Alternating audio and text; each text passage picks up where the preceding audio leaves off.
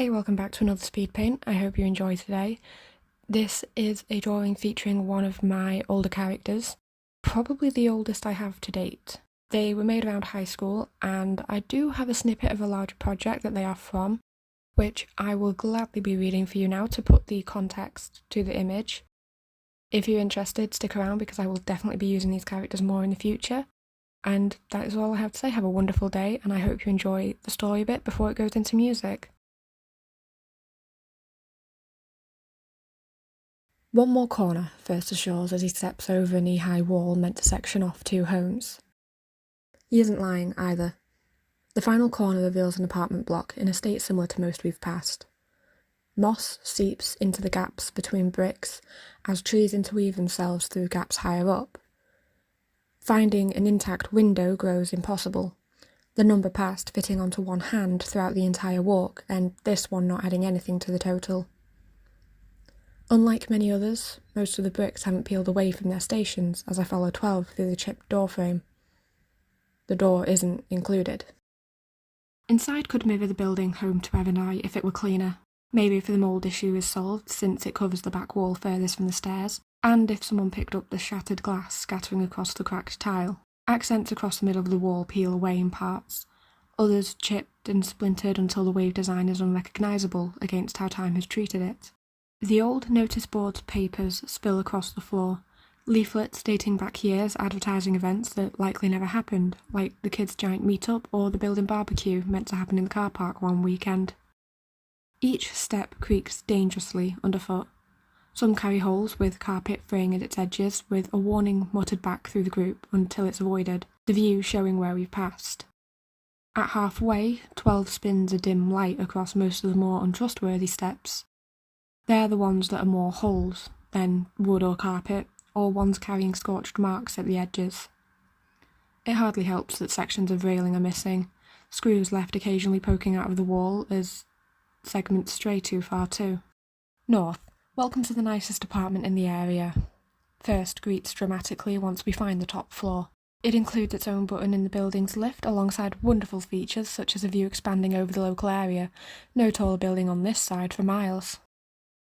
The door clings by a single hinge, most of the paint having flaked away yet the chips remaining implying it wasn't one colour. Lower sections flake reds and blacks yet the top a clean slate. Wallpaper slips, bending to display the underlayers of mould healthily claiming whatever space it can, until it bleeds through the previous pattern in sections. Each ray of light covers another layer of dust and webs that hides what few things remain. Low crime rate for the area too, and a good community. First continues as we spread out across the space. Miss Jones lived below and she had a wonderful gift for baking. Also a skill on making too many. She ended up feeding the whole building once with the amount of cookie dough she made. Kids loved it. She also had a nice pop for any kid who knocked on during summer, as long as the parents never minded. He moves towards the window without meeting anyone's eye, settling before it as he allows himself this moment. One for the ghosts he's ignored, tracing the streets with the gaze set bitterly on the horizon. Ev only nudges me to his side. It's what we want you to see, she offers, all leaving space for me at his side. It glows, a beacon in the night firing light from behind its outer wall, yet invisible from the main city. A ring of blue lines its barrier, mimicking a caster in some twisted sense, as the light behind lets the colour bleed into the abyss above. Roofs and streets between us remain low, short and kneeling in the presence of such a monument surrounded by an intricate labyrinth defending its centre.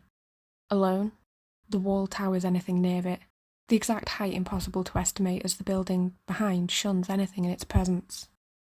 What is it? There aren't any external clues, hardly even a logo visible from so far. Moving lights between layers of buildings implicate some sort of exposed zone without cover by the wall. Lights peering down on such a road as headlights reflect off the grey from here. They glow through the cracks in the maze's halls as ants continue tracing known routes spreading from their hill. Facility 23. It was named after the area that used to be here when it was founded. After the gap, when people moved to self-governed cities, the facility dedicated itself to keeping our city ahead of others with new discoveries that would improve life here. They built our transport, efficient energy, medicine, and any area that could be built on. It grew quickly to house the brightest minds we had to offer. Inside those walls is a mini village by now.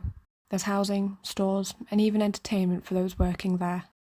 And, I press, it's unlikely to remain as a history lesson, even if this stuff isn't touched on in class. His career choice casts doubt over that as he glares out of the frame as if it could personally destroy the wall. It doesn't move with his words, a trained focus breaking through the layers shielding anyone inside. People know of the gap. It's something that should never be repeated where all record and knowledge merely vanished. Tales go that people became too greedy, sought to keep it for themselves and shielded what they had from others. Until something came along to disturb that system. It took documents from the world, stole knowledge of the past and shifted the way of life in all one movement, though what happened was lost to memory too. At the end, we had the city set up. We had the guarantees it wouldn't repeat. Their focus shifted long before Black Rose was a concept. It shifted under influences beyond even Zen to prey on the puppets of chaos like 12 and yourself. They have departments inside there dedicated to identifying puppets alongside finding ways to stop them or use the energy to benefit the city. First pauses for a moment for breath. Each citizen has a monitor on them since the day they're born in the name of safety. The features are a guess from what we've seen as the centre keeps it all very close. It tells my family connections, builds webs between people in the name of safety. When one puppet is found, they check the rest. The breeze dips colder as it mocks me through the frame. Each day unaffected is another bought by chance and luck, a fortune others don't afford by their connections. Each second laughing with Evelyn, the night in the factory, some other needless risk to bring attention to myself in the name of personal control, and this trip. All luck which could change like the breeze. The rebellion is built on multiple foundations, all of which are seeking to better this city. We don't know how your file off the monitor hasn't raised suspicion, how you've gotten this far north. It may be that the centre can't see the potential for casting on the monitors and use another method. It could be pure luck. But the monitors impact anyone. They play with the mind like a child with a toy. Doctors don't realise they're giving them to people, just handing them over to a team for checks and procedures, where the second team is sworn to silence. Keep faith in the city by removing the chance to question. I bitterly finish for him.